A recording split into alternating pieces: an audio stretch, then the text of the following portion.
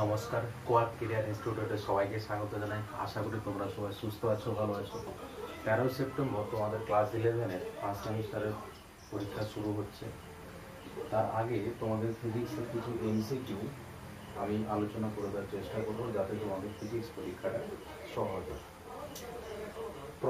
প্রথম চ্যাপ্টারে চলে আসছি ভৌত রাশির পরিমাপ ও মাত্রা।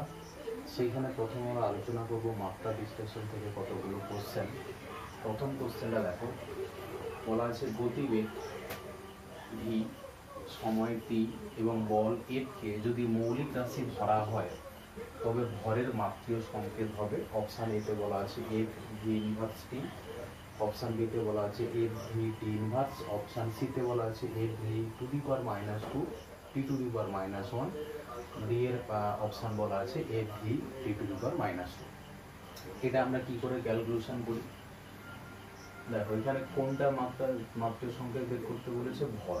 তাহলে এখানে আমরা ধরে নিই যে M varies as V to the power X, আর কিনা M varies as T to the power Y, আর M varies as F to the power Z. তাহলে সবগুলো যদি একত্রে পরিবর্তিত হয় যৌগিক ভিদের নিয়মানুসারে, আমরা তাহলে কি পাবো? যে এফ ইকুয়াল টু, এটা কনস্ট্যান্ট টার্ম মানলাম, তাহলে K V to the power x T to the power Y F to the power কিনা জেড। এবার আমরা বাম দিক ডান দিকের মাত্রা বিশ্লেষণ করব। লেফট হ্যান্ড সাইড আর ওদিকে right hand side. Left hand সাইডে শুধুমাত্র ভর আছে, তাহলে ডাইমেনশন অফ এম, এটা আমরা কি জানি এম হয়। হ্যাঁ, এখানে কিন্তু এল নেই, তাই জন্য এল আনার জন্য এল টু দি পাওয়ার 0 করতে পারি। টি নেই, টি টু দি পাওয়ার 0 করতে পারি। রাইট হ্যান্ড সাইডে যদি আমরা মাত্রা বের করি, তাহলে dimension of k V to the power x T to the power Y F to the power z. কেটা কি হয়? মাত্রাহীন ধ্রুবক হয়, তাই জন্য এর মাত্রা 1।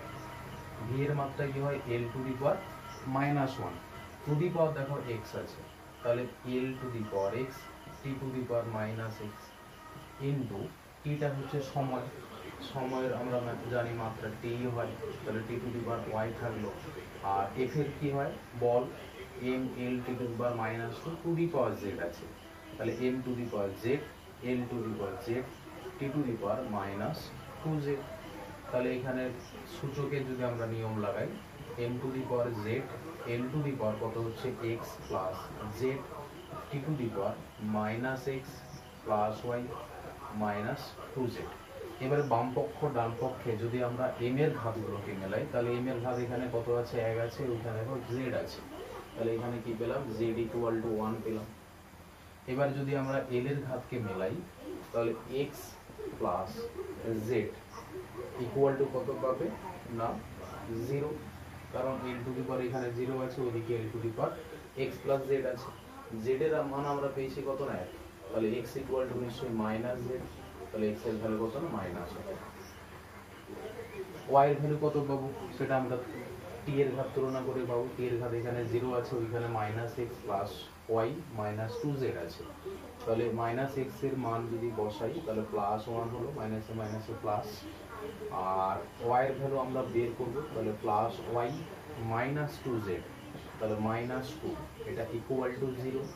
এইখান থেকে ওয়াই এর ভ্যালু কি পাবে? 2 - 1 ইকুয়াল টু 1, তাহলে ওয়াই ইজ ইকুয়াল টু 1। তাহলে এখানে এম এর যে মাত্রাটা সেটা কি হবে?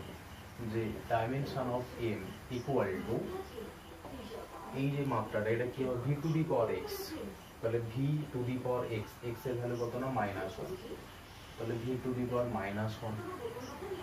আচ্ছা, তারপর কি না টি আছে, T to the power Y, Y এর ভ্যালু কত পেয়েছি? 1 পেয়েছি। আর F to the power Z, তাহলে যেটার ভ্যালু কত? না 1, তাহলে এখানে কত হচ্ছে? ভি ইনভার্স টি আর হচ্ছে কিনা এফ। তাহলে দেখো এইটা হচ্ছে ভি ইনভার্স টি আর এফ, অপশান কে। তাহলে একই রকম অঙ্ক দেখো ডুয়েটটাও আছে। ডুয়েটটা কি বলা আছে? গতিবেগ, সময় এবং বল মৌলিক রাশি হলে ঘনত্বের মাত্রীয় সংকেত কি হবে? তাহলে ঘনত্বকে যদি আমরা ডি ধরি, তাহলে ডি ইজ ইকুয়াল টু, এখানে কি পাবে? একই রকম ওইটার মতো আমি দেখো কি করছি, d is equal two k into d two the power x করতে পারি, t two the power y করতে পারি, f two the power z করতে পারি। দেখো এই যে সমীকরণটা এটা কিন্তু উপরের মতোই আছে, এটার মতোই আছে কিন্তু। তাহলে আমি রাইট হ্যান্ড সাইডের মাত্রাটা সহজে বের করতে পারি আর ক্যালকুলেশন না করে।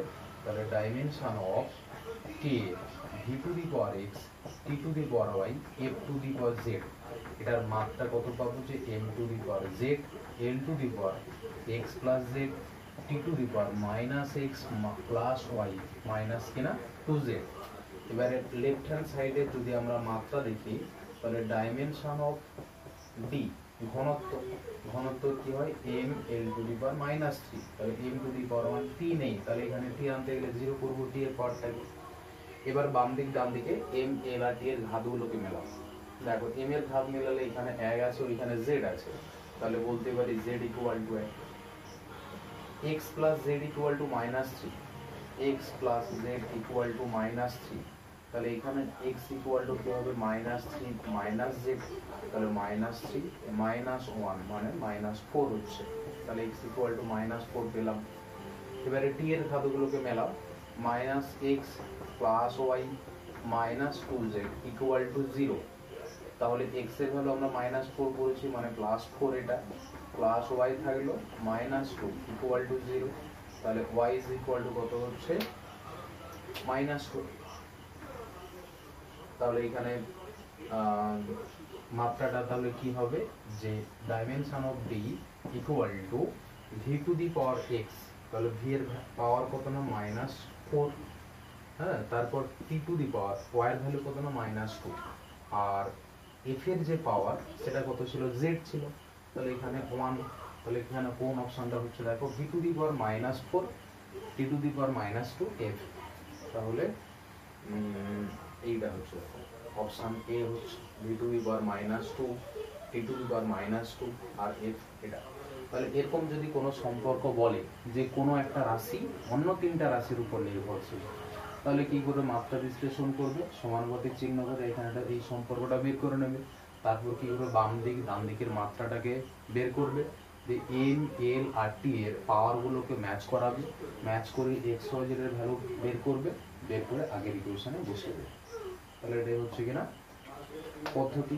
এবার এরকম অঙ্ক কিন্তু আসতে পারে, হ্যাঁ, তাহলে এরকম অঙ্ক এলে কিন্তু তোমরা মিস করবে।